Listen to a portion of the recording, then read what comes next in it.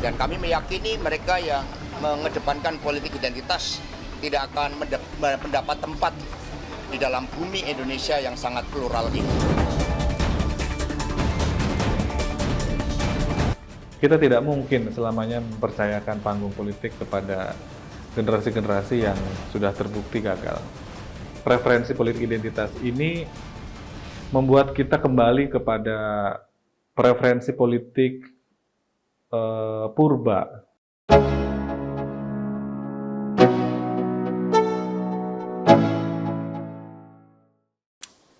Baru-baru ini kita mendengar bahwa ada salah satu partai peserta pemilu tahun 2024 yang dengan tegas dan sangat tandas menyatakan bahwa partai ini akan mengusung politik identitas dengan terang benderang dan sangat berani bahwa politik identitas adalah salah satu atau satu-satunya preferensi politik yang akan digunakan oleh peserta pemilu ini di tahun 2024. Nah, itu bukan hal yang baru di dunia politik kita, itu sudah sering terjadi. Kita dari pemilu ke pemilu selalu disuguhkan dengan akrobatik dan atraksi-atraksi peserta pemilu yang menjual politik identitas sebagai bahan bakar untuk memenangkan satu kontestasi pemilu, terutama di 2024 nanti.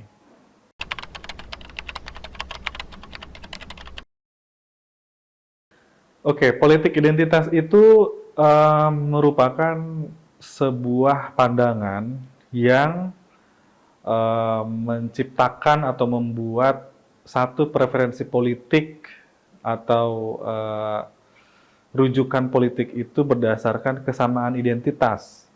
Nah, kesamaan identitas ini tidak hanya berlaku pada kesamaan agama saja, tapi juga berlaku dengan kesamaan ras, kesamaan suku, kesamaan daerah, kesamaan tribe gitu. Dan ini tidak hanya terjadi di Indonesia. Ini terjadi di banyak daerah, di banyak negara. Misalkan kita bisa lihat kasus Brexit di Inggris. Kemudian kita juga bisa melihat kasus terpilihnya Donald Trump di Amerika Serikat pada periode sebelumnya, yang itu bahan bakarnya ketika berkontestasi itu menggunakan politik identitas. Ada yang disebut dengan WASP di Amerika, ada yang disebut dengan WSP atau singkatan dari White Anglo-Saxon Protestan. Jadi ada satu nilai yang tidak tertulis, tapi cukup banyak dipercayai oleh warga di sana yang menganggap bahwa presiden itu harus yang kulit putih, harus yang berbahasa Inggris, maksudnya dari keturunan Inggris, dan juga agamanya harus Protestan.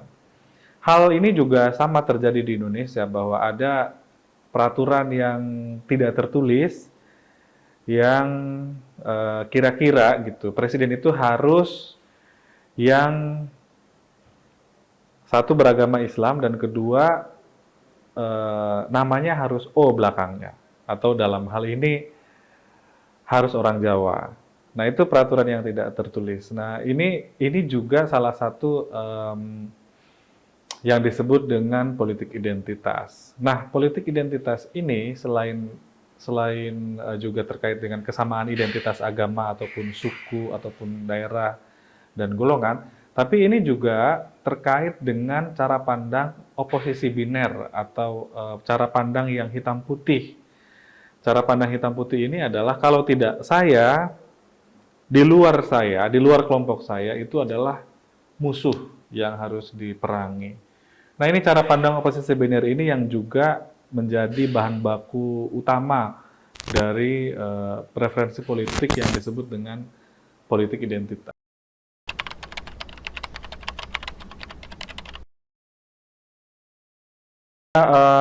Untuk 2024 nanti politik identitas merupakan salah satu isu yang tidak mungkin dihindari. Pasti ada yang menggunakan politik identitas. Hanya saja preferensi politik dengan preferensi politik identitas ini membuat kita kembali kepada preferensi politik purba, yakni memilih calon atau memilih wakil kita di pemilu 2024 itu atas dasar kesamaan identitas, kesamaan agama, kesamaan suku, kesamaan golongan, kesamaan macam-macam. Kita punya banyak identitas. Nah, itu kita akan mundur lagi ke belakang. Kita tidak bergerak maju karena preferensi politik kita preferensi politik paling purba. Nah, lalu bagaimana yang ideal? Yang ideal adalah preferensi politik itu kita harus mengukurnya berdasarkan satu, rekam jejak. Yang kedua adalah soal prestasi dari track record si calon pemimpin yang akan kita pilih nanti. Baik itu di eksekutif maupun di legislatif. Karena dengan dua ukuran itulah kita bisa bergerak maju ke depan, bahwa pemimpin itu yang harus kita nilai adalah prestasinya apa, kemudian latar belakang rekam jejaknya itu seperti apa. Bukan atas dasar kesamaan suku, kesamaan agama, kesamaan golongan. Karena itu tidak berimplikasi terhadap kemajuan sebuah bangsa.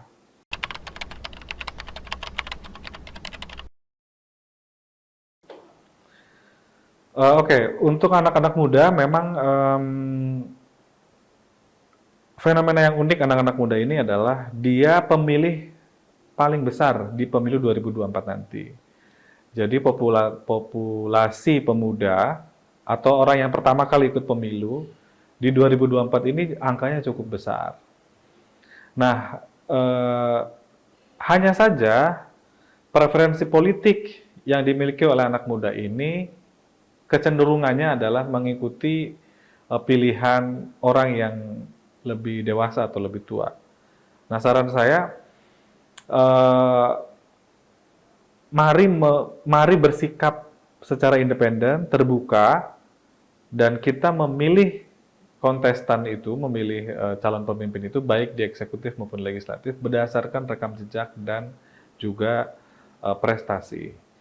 Selain itu, masa depan politik Indonesia juga ada di tangan anak-anak muda. Ke depan, DPR atau presiden itu akan berasal dari generasi muda sekarang, 20 tahun lagi, 25 tahun lagi, tidak lama. Gitu. Dan panggung ini, panggung politik yang besar ini, akan menjadi milik anak-anak muda semua. Nah, jadi anak muda jangan antipati dengan politik, jangan jijik dengan politik, bahwa ada yang kotor iya, tapi kalau bukan anak muda yang merebut panggung itu, kita tidak mungkin selamanya mempercayakan panggung politik kepada generasi-generasi yang sudah terbukti gagal. Oke, anak muda Indonesia, jangan takut berpolitik, jangan takut terjun ke dunia politik, karena emas itu dicuci dengan air raksa, bukan dengan air tawar. Jadilah emas, jangan jadi tembaga.